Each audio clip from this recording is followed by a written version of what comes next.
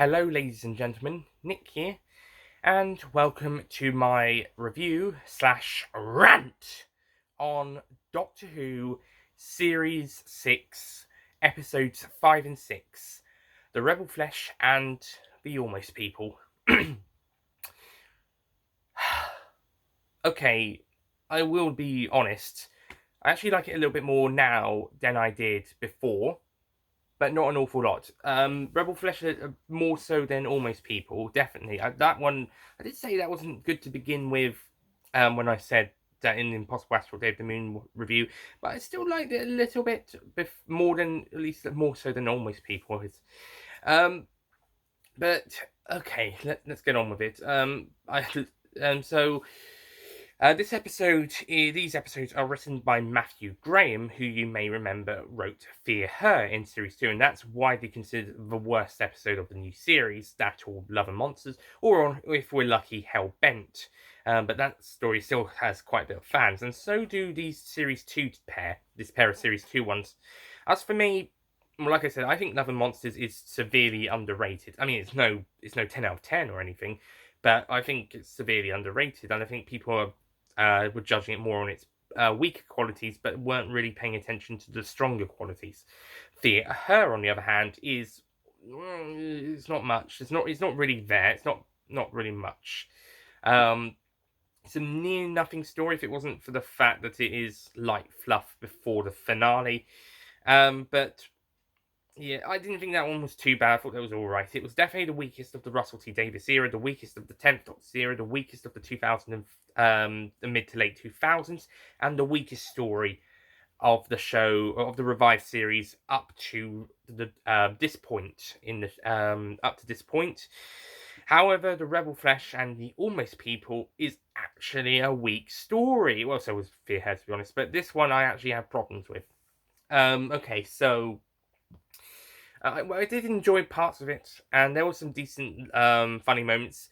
And visually, it's decent. And of course, the cast, or at least the main cast, do a really great job. But the story itself, I'm not so worried about. So, the story sees the Doctor trying to investigate the flesh, as he's now come to realise that Amy Pond is a flesh doppelganger in the TARDIS, and the real Amy has been kidnapped.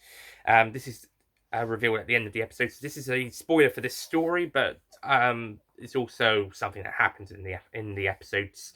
Plus, this is a 9-year-old spoiler, so yeah. So the Doctor wants to investigate the flesh, but he's going to drop off Amy and Rory first. However, a solar storm knocks them off course, landing them at the monastery with the flesh. With a second wave on the way, the Doctor has to try and convince the gangers of the workers there to try and get underground to be safe. Otherwise, the storm will may damage something. It might do a lot of damage, and as this is a acid refinery, then it probably would do a lot of damage. So the Doctor has to try and prevent some sort of accident going ahead. And whilst doing so, the solar storm does affect the gangers, but it gives them independent thoughts, not just having the memories of the people they're doppelganging and doing their own thing whilst the people are still in control in the stasis harnesses. But once this the solar storm is used on them, they get free will and free movement, and soon start to fear for their own lives, as they can easily be killed by the humans. And similarly, the humans, now knowing that what their gangers are up to, are now a bit scared about their gangers trying to take over their lives or something. So basically, it's a bit of they're a bit scared. So the Doctor, Amy, and Rory have to balance the peace. Rory soon gets very friendly with one of the two female members of the crew, Jennifer Lucas, whose doppelganger becomes the main villain of the story. Well, in the first half, the human versions of the other female member and the leader of the crew, Miranda Cleaves. The human version is sort of the main villain in the first half of the story, but in the second half, it's Jennifer's doppelganger. It's also worth noting that the three male characters aren't really that much of a personality. Okay, Jimmy's pretty decent, played by Mark Bonner, who goes on to be the 11 in Big Finish, Eighth Doctor stories. But besides him, I don't really care for this lot. Dickens is a nothing character. He is just absolutely nothing. He's so nothing that his human counterpart sacrifices himself for no reason in the last episode. So yeah, his character is an afterthought, and Buzz is not that much better, and he doesn't even make it through to the end of the episode either version. His doppelganger is killed by the human Cleves, and that sparks the war. But then the human one, is killed by Jennifer's doppelganger, or one of them. Because I swear to God, there's at least 2 or 3 of those things, 2 or 3 Jennifer doppelgangers in that last episode, and that's not including the one where she tries to trick Rory. I swear she's got 2 or 3 other gangers running around at the same time. How else would you explain how she's in 2 places at the same time? With her human dead, and with her being simply hushing a pile of rotten flesh, and also the giant monster being different to the one with the creepy shot just beforehand. How else would you explain how she could be in 2 places at one time if it wasn't more than one doppelganger? Just like when she tried to trick Rory. More on that later. But yeah, Buzz is not much of a great character. These characters aren't really that great. I mean, we could slightly sympathise with the ganger versions because they have these memories. They go independent thought, but once they start going to war with the humans, it just feels like. And same to be said for the humans. Once they start going to war, we get it. We're trying to be relatable to these guys, but once either side tries to be villainous, we lose that sympathy with either side of them. And not only that, but this story is definitely a rip-off of The Hungry Earth and Cold Blood from the last series. This is a blatant rip-off. Mr. TARDIS Reviews does a much better comparison of the similarities in his reviews from 2011. Check them out before they go private, as part of a channel rebrand he's thinking of doing. But he definitely lists a couple similarities between the two, and certainly I have always thought that this story was very much like The Hungry Earth, Cold Blood, and I wasn't originally too keen on that two-parter, or at least Cold Blood anyway. I really liked Hungry Earth, and definitely after watching that story again for the reviews of the last series reviews, that was a really great two-parter. This one is just a blatant rip-off. It's just, the only difference is this one's more connected to the series arc rather than that one was. Well, actually, that one was connected to the series arc. Comes to think, see, it's more of a rip-off. God, and that's just in the first half of this episode.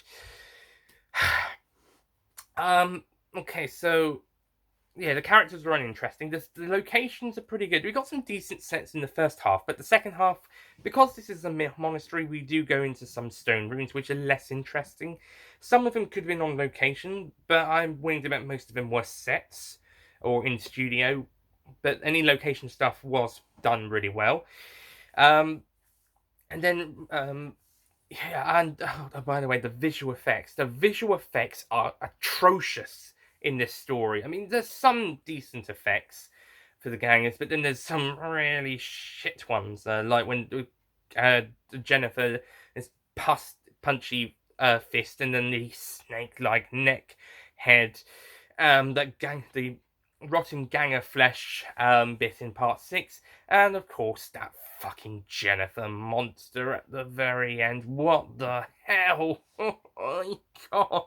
Oh, if not most of these effects look worse than some of the classic series ones, and that's saying a lot. They just look so fake. They look faker than the arc in space is wearing bubble wrap. Not the tinfoil from the Invasion of Time. It's more realistic than that. But God, God. Okay, I'm probably not going to be going too much in a linear order of the story. I'm probably just going to talk about points of both episodes as they are. Yeah, I do like the Ganger Cleves' journey, as she's well, initially the gang they have the advantage. They have the acid suits, as if they're going to war with the humans. But then the Doctor manages to convince them to be good, and then when they do actually go to war, Miranda's a goth doppelganger, it's almost like an opposite to her. I mean, she's still got the brains and she's still got the smugness, but she's nicer, she's kinder, and she actually is against going to war with the gangers, like with the humans, like Jennifer is, as the opposite to a human Miranda who has to learn to consider the gangers to be like her. And I suppose that's done, but it's very weakly done. Apparently, she also has a clot in her head, which something to her for her blood, but that just comes out of nowhere in episode 6, and that just becomes her main character trait off from that point on, which she has a blood clot. If this was introduced in episode 5, I wouldn't be worried about it, but episode 6, it just feels like, oh, there's not much to this character, and we haven't started her character growth yet. Let's throw something else in and make that a reoccurring thing, and they focus on that quite a bit with her character. What's also odd is that they say that all the Jennifer Ganger wants to free all the gangers in the world, and the pile of flesh left discarded can feel everything, and the gangers, when they die, are asking why, and that's even the last shot of the pre-title scene of episode 5. But what was established is that in episode 5 itself was when the humans are connected to the thing, that's when the gangers are alive, and when they're disconnected, the gangers are dead. They just dissolve, or if a ganger dissolves or has an accident or something in the workplace, the human is released automatically, as we see in that pre-title scene. But apparently once the flesh is dying, and with the eyes as they're going, and with the discarded flesh, they can somehow they feel the emotion that the ones after the solar flare effect. If the gangers could feel emotion and have the independent thought before the whole solar flare thingy, it would make sense. But because the solar flare affects the gangers to become like this in the episode during the solar flare thing itself, then what's the whole business with past gangers or other gangers besides these 5 who were not affected by the solar storm being somehow having these emotions and the why in the eyes? It wouldn't be so much of a problem if it'd just be a plot hole if it wasn't for the fact that it was referenced all the time. Okay, if I can understand if they had emotions to begin with, but these ones were affected by the solar storm. So you've established something, and then you're de-establishing it. I mean, I guess you're trying to make the gangers sympathetic and seem a lot like humans, but it was only after the solar storm happened. So you're kind of contradicting yourself. If it was established that they had independent thought and emotions beforehand, it would make sense. It would be fine. But no, it was the solar storm. So you're contradicting yourself, Matthew Graham. And also, it wouldn't have been too bad if the characters were interesting to begin with. Yeah, I'm not terribly interested in these characters. I really don't care about Jennifer Ganger's plot. I know she's sympathetic in episode 5, but once she becomes the main villain, she becomes unsympathetic. That's double-edged sword, and the same with the humans. If the humans and gangers, if they want to go to war with each other, we lose the sympathy. At least once they want to live, that makes them sympathetic. But once they're trying to eradicate the other selves, then yeah, not so much. This isn't so bad for the other gangs, but for Jennifer, it's a revenge mission, and yeah, as the doctor said, it could have been so much more than revenge. Naturally, she doesn't listen. Fuck her then, I guess. But yeah, this story doesn't quite work. And what was the point of those eyes? Apparently, they're to judge. No, there's no point at all. And why did Jennifer need to make another doppelganger so she could make Rory trust her? Rory was already willing to help her, so she didn't really need to fake having another ganger just to trust him. She could just get him to help, ganger or real. Heck, she could just fake being real. So, yeah. And it's so blatantly obvious that she's a doppelganger when she's doing it to Rory. It's so blatantly obvious. She's almost admitting it. She's almost admitting it. It's so obvious, and he still doesn't notice. Even when she traps the humans, the Doctor and Amy in the acid room, it's so blatantly obvious. Though thankfully Rory didn't become a villain and siding with the gang is well, he wants to show that the gang is being mistreated. Again, this does relate to the fact that it's kind of contradicting what was established in the last episode. But let's roll with it for now, because it seems that the episode is.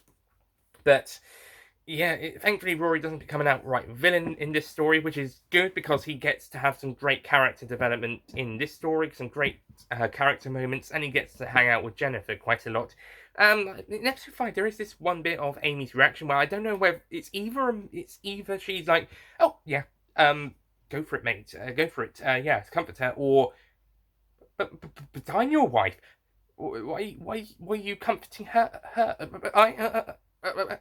It's like it's a mix of I don't know whether she's like, yeah, go on then, yeah, go on, comfort her, or yeah, that's the right thing to do, or but I'm your wife. Why are you comforting her? Getting upset about it and possibly jealous. I don't know what the expression is. I don't know if what to take away from that shot. Whether Amy is um um glad that Rory's helping Jennifer, or if she's jealous and sad that he's paying more attention to her than to her. Yeah, so Karen Gillan's expression in that bit, just like Billy Piper's in The Parting of the Ways when she's reacting to the Doctor and Linda having a handshake. I don't know what to convey. I don't know if that was Karen's fault or if the director wanted her to be like that, or the writer, to be honest. I don't get it, and there's not really much of a dynamic between Amy and Rory. Anyway, Amy isn't really worried about Rory spending a lot of time with Jennifer. She's just worried about him being in trouble. There's no this Rory helping out Jennifer doesn't really affect the Amy Rory relationship, or they don't even talk about it. Amy doesn't even say, you've been helping that Jennifer girl out quite a lot, haven't you? There's nothing. There's not even a discussion. There's not even a mention like, geez, proud of him helping out the girl, or worried that he might like her more than Amy now, or his eyes might be being attracted, or something. There's nothing. There's nothing about that, and I think that should have been done. There should have been something between the two of them. At least a small conversation about, at least a snide remark. Maybe not a snide remark. Just something. Right. What else is there? What else is there in this episode? Well, we got a doppelganger doctor the doctor scans the flesh, and then it scans him and makes a doppelganger version of himself, and that complicates things a little bit. But to be honest, the doppelganger doctor thing is probably the best thing of the Almost People. After a pretty strange pre-title scene where the Deathganger Doctor is including past regenerations, including a voice cameo from Tom Baker, or it might have been archive audio, to be honest. And Matt Smith doing everything he can to have spastic, I believe it's called, spastic movements, like he's having a fit or something. But once it's all settled in, these two Doctors are really fun together. That is a pro for this episode. These guys are really fun. However, it does definitely bring out the prejudice within Amy and the humans of not being able to trust the Ganger Doctor.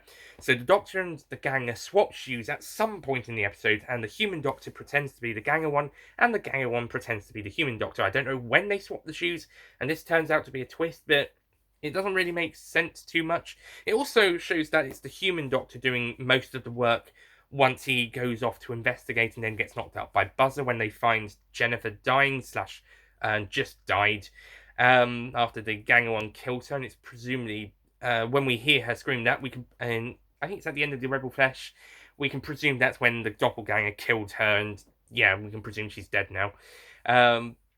So anyway, so supposedly the doppelganger doctor is then recruited by the gangers, but it turns out it's the human doctor, supposedly, and then the doppelganger doctor is the one pretending to be the human doctor and doing absolutely nothing, pretty much absolutely nothing, well, apart from maybe disconnecting some communication circuits. But the doppelganger this could have been the doppelganger's doctor's time to shine. He's the one who sets up this phone call with Adam, son of Jimmy, and he's the one who manages to get the gangers to realise they're very similar to the humans, although the gangers seem to be a bit more emotionally compromised in this story.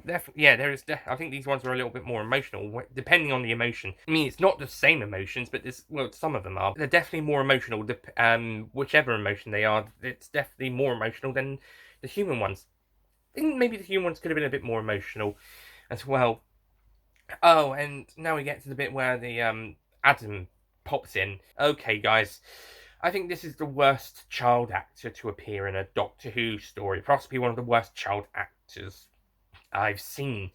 This kid just and the character's not even that great either. I mean, maybe with a different child actor he would have been fine.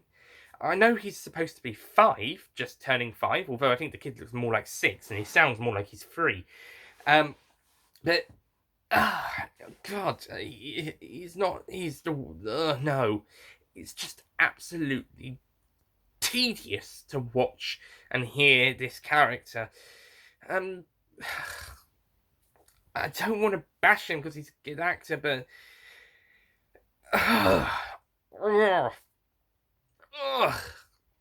terrible acting, terrible. And he can't seem to stand still. I know he's excited, and he has that little dance at the end, which Jimmy mentions earlier. But why is he playing with his shirt all the time? Some of his dialogue is just presented really badly. In fact, I think it's written badly as well. It's just, yeah, no, bad child actor, bad child actor.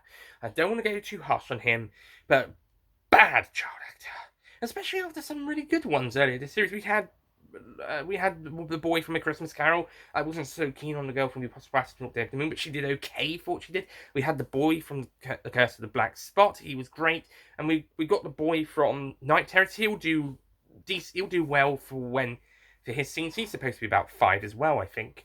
I think I might be wrong. It might be 8.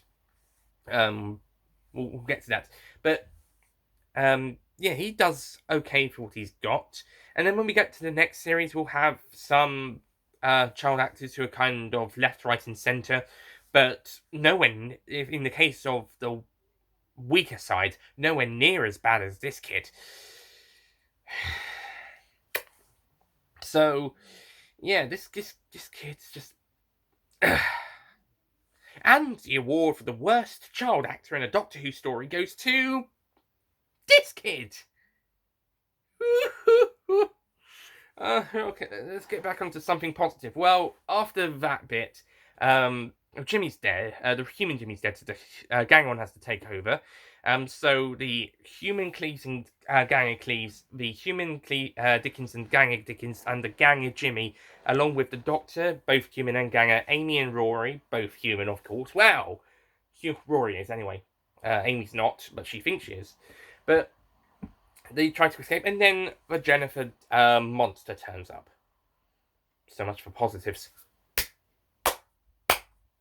Fuck. And what was I saying about? And going back to what I was saying about more than one Jennifer ganger at the same time, because when Buzzer finds her stricken flesh pile, I think I brought this up earlier, and she kills him. That's around the same time of her with Rory and the other gangers trapping the Doctor in the Doctor and the humans in the Doctor, Amy, and the humans in the flesh bit. Well, the doppelganger Doctor, as he swapped places with the real one. But they trapped the humans in the acid rooms. So at around the same time, there's another ganger, Jennifer ganger, killing Buzzer. And then here at the end, we got this shot of a Jennifer ganger just getting her breath back, and we get a really creepy shot with the eyes.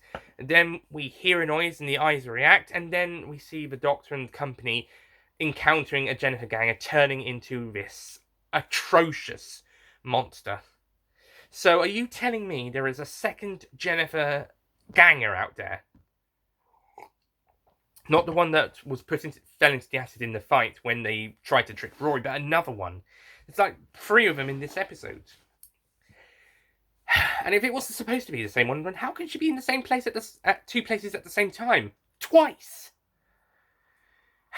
And why did she turn into that monster? What was the fucking point? this ends the episode on a really bad note. And like I said, Dickens, the human version, just sacrifices himself for no reason. And then the doppelganger Doctor and Cleve sacrifice stem cells. That's a bit more of a reasonable one, and that actually looks like a pretty cool TARDIS team there. The Doctor and Doppelganger Cleves, who's more likable than the human one.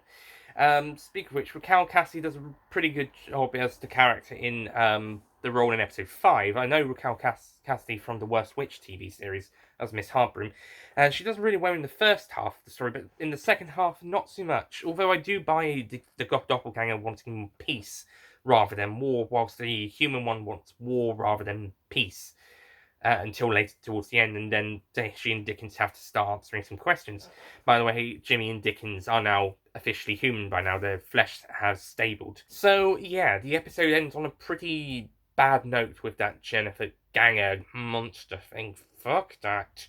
But, oh, wait a minute. There's the twist. There's a twist. And the ending, it turns out that Amy was indeed a doppelganger the whole time placed in the TARDIS. The Silence have kidnapped her at some point before they went to America and doppelganged her. Got a flesh reading and put the doppelganger inside the TARDIS and took the real Amy to Demon's Run, where she's now been sleeping until just before giving birth. Now that she's about to give birth, the Doctor disconnects the signal to the doppelganger, who are able to send it across all of time and space, wherever they were, even the bubble universe, the outside the universe in the last story. But eventually the Doctor disconnects the signal and the real Amy awakes and is now ready to give birth, as was hinted in Day of the Moon. And Eye Patch Lady makes a few more appearances in this story. And at first it appears that she could be helping Amy, helping Amy with the birth, but as it will turn out in the next episode, she is in fact a villain. So, plenty to look forward to next time, and definitely a lot more than in this episode. Okay, so to wrap things up, the Rebel Flash and the Almost People isn't a very good story. There are plot holes and story contradictions every now and again. Characters you're supposed to feel sympathy for becomes so unsympathetic you don't even want to feel sympathy to begin with. And it gets itself muddled about who you want to sympathise for and who should be sympathised in the first place. I would sympathise with both sides if neither of them had tried to kill each other. I like the Rory getting more to do in this episode, but I was a bit worried he would become. It was a bit of a worrying thing. He could have become a villain. That could have been an angle that could have gone down. That would have been a terrible angle to go. And it just feels like the story it knows it wants to do something, but it's got to contradict itself to do it. And then once we get to the end, it just doesn't give a care anymore. So long as we get that twist ending at the end that Stephen Moffat wants, then Matthew Graham will squander the ending. This story was only here so that Stephen Moffat could have Amy be a doppelganger, and then, spoiler alerts, there's going to be another doppelganger in the next episode, as well as potentially to hint at how the Doctor could get out of being killed at Lake Silencio. Possibly, although that's not how it will be done, spoiler alert, but it could have been hinted at. But apart from all of that, this story didn't really need to be there. It was only there so that Stephen Moffat could link it into the main series arc. And whilst if this was a good story, that would be fine. That would be absolutely fantastic. But it's not a good story. It would have been better to have the Curse of the Black Spots tied into the rest of the series than this one. And that one was a last-minute episode change. Not a story, not a change, replacing an episode that's not going to be made, more being moved from an earlier point in the series, a later point in the series. I think this is a terrible story. Positives: acting for the main cast is brilliant, and there's some decent supporting cast performances, but some of them kind of fail a little bit. Besides some of the visual effects and some of the more stone room settings, it does look pretty decent, and the whole pumping acid stuff and using flesh doppelgangers, this is all pretty interesting stuff. It's just handled in a really bad way. But I think the negatives outweigh the positives. I think the characters are very uninteresting. I can't decide who to sympathise for, if at all, and it doesn't really, and it contradicts itself at many points, especially in the second episode, to what it was saying in the first, and it brings these points out more obviously than it had. There's a lot of problems, and there's just some unnecessary stuff. And like I said, are there two doppelganger Jennifers at the same time? Not in the bit where she's tricking Rory, but elsewhere. It doesn't really make sense. Like the cliffhanger ending and the twist was a nice reveal, and the Doctor knew something about the flesh. But the story around it just sucks. Now I know how the people who weren't so keen on Spyfall Part 1 feel, except Spyfall Part 1 was good to begin with. A bit messy, but it was still good to begin with. But this story, I had some enjoyment with it. There was even some bits where I laughed, but overall this story sucks. And yeah, and even the production side can't save it. Can't it looks good in places, but other times it looks absolutely awful. Not all the effects anyway, and the makeup is pretty good, but the visual effects are a hit and miss depending on what we get. And of course, with some of the locations, some of them aren't that visually interesting. I know it's a church and an acid factory, but episode 5 managed to make it look visually interesting. Episode 6, not so much. So overall, I will be giving The Rebel Flesh and The Almost People a 4 out of 10.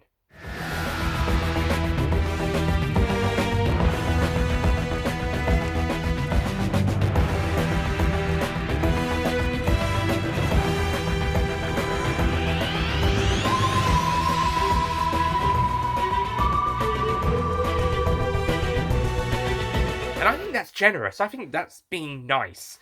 Especially as I used to hate this a lot more. I still don't really like it. I think this is definitely the weakest new series story so far, and the weakest Doctor Who story since Time in the Rani. And that's coming from someone who absolutely... Well, I gave Dragonfire a 5 out of 10. But I really can't get into that story. So that's coming from me, someone who isn't a fan of Dragonfire. And yes, I'm also including the rest of season 24 in their season 24 dislikers. So, yeah, this story is worse than any story since Time in the Rani up to this point. There will be worse stories coming later down the line, but at this point in time, this is the worst story of the revised series and the worst story since Time in the Rani. So, yeah, and this also excludes Dimensions in Time, but that one's a short episode. That's only 12 to 13 minutes, 17 to 18 if you include the Noel Edmonds bits.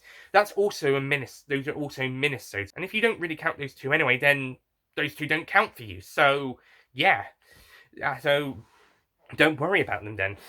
So this is definitely, so in that case, this is indeed the worst story since Time in the Rani. Time in the Rani is worse, but this is the worst one since then. And whilst there'll be worse coming up, this is how low we've gotten so far. And I know people will be saying Love and Monsters and Fear Her are worse, but I have to disagree. Fear Her was just okay for me, and Love and Monsters has some generally good stuff in it. In fact, I only think it goes downhill once we get to the third half, the last third.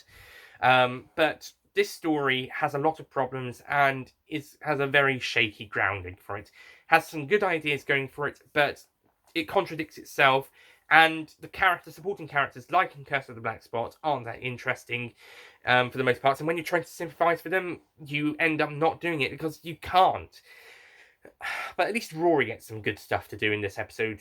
Although it would have been nice to see a bit more of him, because I think we do lose a little bit of Rory when he does do his own thing. And it would have been nice for him and Amy to have a bit more of a discussion about this, some sort of more of a just because they don't really, it doesn't really show us how Rory's friendship with Jennifer affects his and Amy's relationship. Just beyond that one shot where I don't know what Amy's feeling. So yeah. But the positives include some great acting from our main cast, as per usual, and with a double dose of Matt Smith, even, in fact, with the Ganger Doctor. And that twist ending is generally good, and the story does look really good for the most parts, and there are some interesting ideas. But overall, the negatives outweigh the positives, even with that twist ending. So, yeah, that's it from me. Thank you for watching this review slash... I don't know if I can consider it a rant. I'll say it's a rant anyway, because it's... Because I do mention a lot more negative stuff. So I do a lot of negative stuff at a time. So I'll say it's a rant. Yeah, but it's probably the least ranty rant I've had so far. Of the show of Doctor Who at least. But it's definitely a ranty rant. It's probably the first rant since Dragonfire or Time or Dimensions in Time. Um, but yeah, and there will be more ranty rants coming up later down the line. Maybe not as many, but there'll be a few. A Sign of the Daleks is the most likely to be the weakest story of the Matt Smith era, so that one is almost definitely going. That one will be getting a rant because there's going to be one bit where I will be ranting about. So, like Attack of the Cybermen, I will be ranting about one specific thing, even if I don't rant about the entire story. Except, unlike Revenge of the Cybermen, did I say Attack of the Cybermen? I meant Revenge. But unlike Revenge of the Cybermen, I will probably rant a little bit more about the rest of the story as well. Otherwise, Revenge of Simon would just have been a negative slash semi-negative review if it wasn't for that one element that I ranted about. Same for Destiny of the Daleks. But yeah, and then we'll definitely also have a rant for Hellbent. Any others? Well, we'll find out. Maybe the Series 9 opener as well. We'll see. We'll see. But definitely a Sign of the Daleks and Hellbent will be rants. Maybe Let's Kill Hitler as well. That might be a rant that's around the corner. But before we get to that story, we've got one more episode from Series 6, Part 1. And it's a good one. Oh, good. After this shitfest, we need to go back to Doctor's Wife level of good. Well, I can safely say the next story is going to be a blast. Well, I have to rewatch it. I still have to rewatch it, but from my previous viewings of it, I really enjoyed the next story. So I'll see you guys next time when a good man goes to war. Goodbye.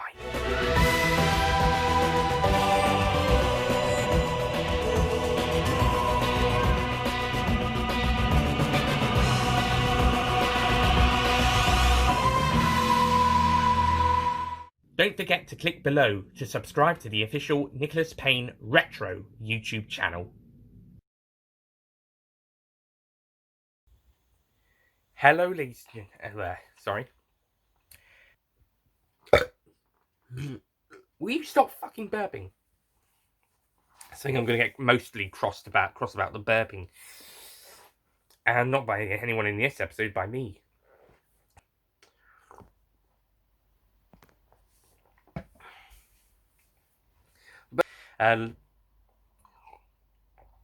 But there's okay, I think we found the I've got